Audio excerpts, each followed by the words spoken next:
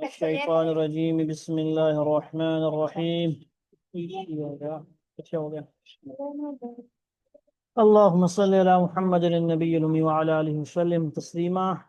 کہاں تک ہو گیا تھا جی؟ ان ربک هو اعلم بالمعتدین. ایک آیت رہتی ہے، خاموش توجہ فرما لیں آپ. توجہ فرمائیں گے، توجہ اشارے سے بات کریں. وما لكم ألا تأكلوا مما ذكر اسم الله عليه وقد فصل لكم ما حرم عليكم إلا ما اضطررتم إليه.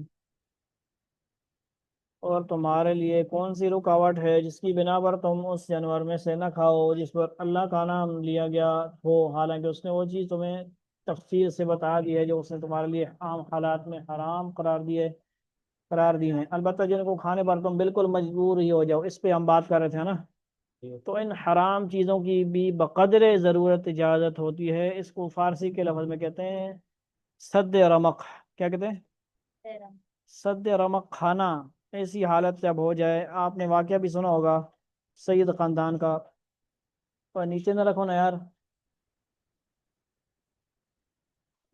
اللہ رب العزت آپ کو سمجھ عطا فرمائے.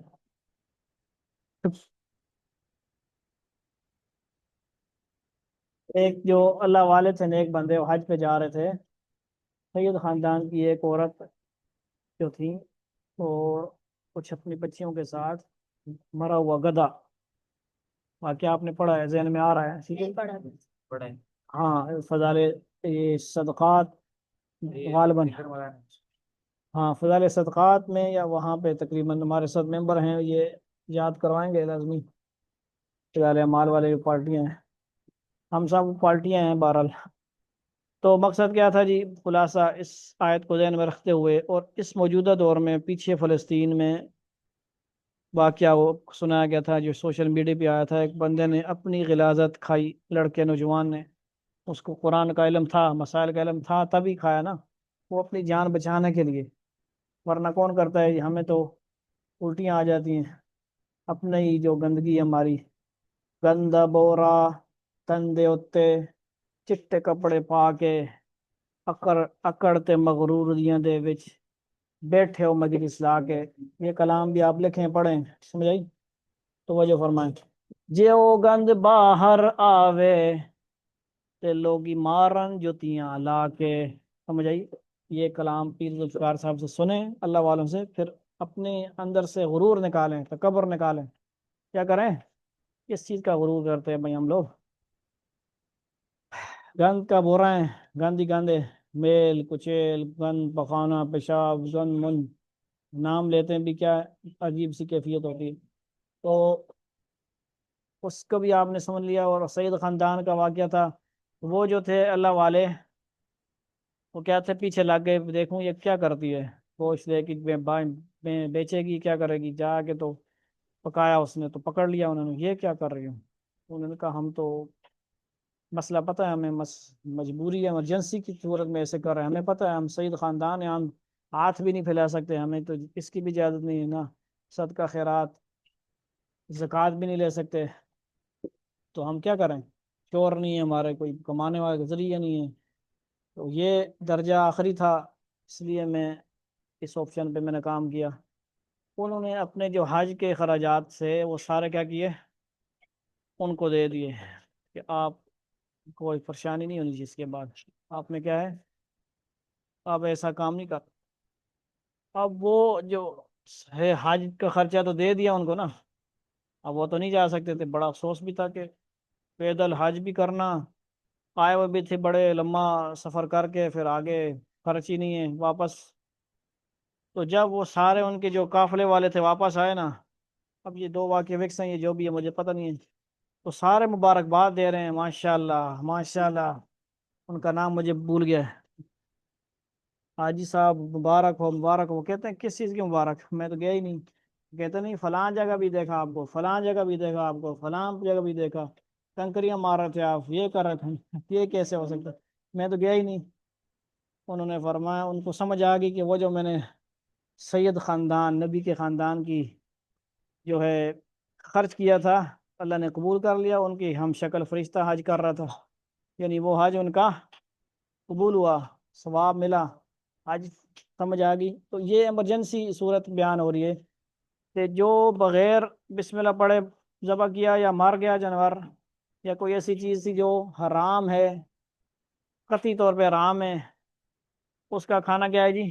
جائز نہیں ہے عام صورت میں، لیکن ایسی صورت میں جب بالکل مرنے لگا بندہ، ایمرجنسی صورت ہے، مرنے لگا بندہ، ایمرجنسی صورت ہے، اس صورت میں بھی کیا ہو سکتا ہے؟ سد رمق کا مطلب ہوتا ہے جان بچانے کے بقدر، رج کے کھانا نہیں، پیٹ بھر کے کھانا نہیں، اتنا کہ آپ مرسی دی ہو جائے، تھوڑا سا جان بول سکیں، چل سکیں، اور کمانے کے کسی کام کرنے کے قابل ہو سکیں، اتنا وہ کیا ہے؟ معاف ہو جائے گا۔ حرم علیکم الا ما اضطررتم الیہ، اضطراری کیفیت ہے وہ کیا ہوتی ہے؟ اضطراری، جس وقف بھی اضطراری ہوتا ہے کہ تجوید والے جو آپ لوگ ممبر ہیں، وقف اضطراری پتہ ہے کہ نہیں؟ وقف اضطراری ہوتا ہے ایمرجنسی وقف، سانس ٹوٹ گیا، وقف کرنا نہیں تھا لیکن سانس ٹوٹ گیا، پھر دوبارہ ملا کے پڑھا۔ وَإِنَّ كَثِيرًا لَيُضِلُّونَ بِأَهْوَائِهِمْ بِغَيْرِ عِلْمٍ إِنَّ رَبَّكَ هُوَ أَعْلَمُ بِالْمُعْتَدِينَ۔ اور جس جانور کو تم خود اپنے اس کو تو تم مردار قرار دے کر حرام سمجھتے ہو، اور جس جانور کو تم، اچھا یہ ساری تشریح ہے، تمہارے لیے کون سی رکاوٹ ہے جس کی بنا پر تم اس جانور سے میں سے نہ کھاؤ جس پر اللہ کا نام لے لیا گیا ہو، حالانکہ اس نے وہ چیزیں تمہیں تفصیل سے بتا دی ہیں جو اس نے تمہارے لیے عام حالات میں حرام قرار دی ہیں، البتہ جن کو کھانے پر تم بالکل مجبور ہی ہو جاؤ۔ یہ بات سمجھ آ گئی کہ نہیں؟ تو ان حرام چیزوں کی بقدر ضرورت اجازت ہوتی ہے، اور بہت سے لوگ کسی علم کی بنیاد پر نہیں بلکہ صرف اپنی خواہشات کی بنیاد پر دوسروں کو گمراہ کرتے ہیں، اور بلا شبہ تمہارا رب حد سے گزرنے والوں کو خوب جانتا ہے۔ ان ربک هو اعلم بالمعتدین وذروا ظاہر الاسم وباطنہ، اور تم ظاہری اور باطنی دونوں قسم کے گناہ چھوڑ دو، خلوت کے گناہ اور جلوت کے گناہ۔ سمجھ آ رہی بات؟ خلوت اور جلوت کیا ہوتی ہے بھائی؟ لیپ ٹاپ میں بیٹھ جانا اکیلے پہ،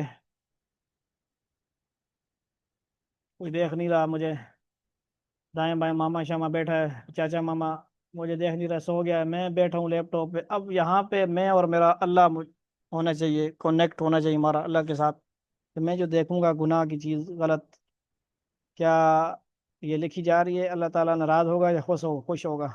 یہ کیا ہوتی ہے؟ خلوت۔ میں کیا کر رہا ہوں؟ میرے پاس موبائل ہے، آج کل کی یو ایس بی ہے، سی ڈی ہے، کچھ بھی ہے، غلط چیزیں ہیں، میں کیا کروں گا؟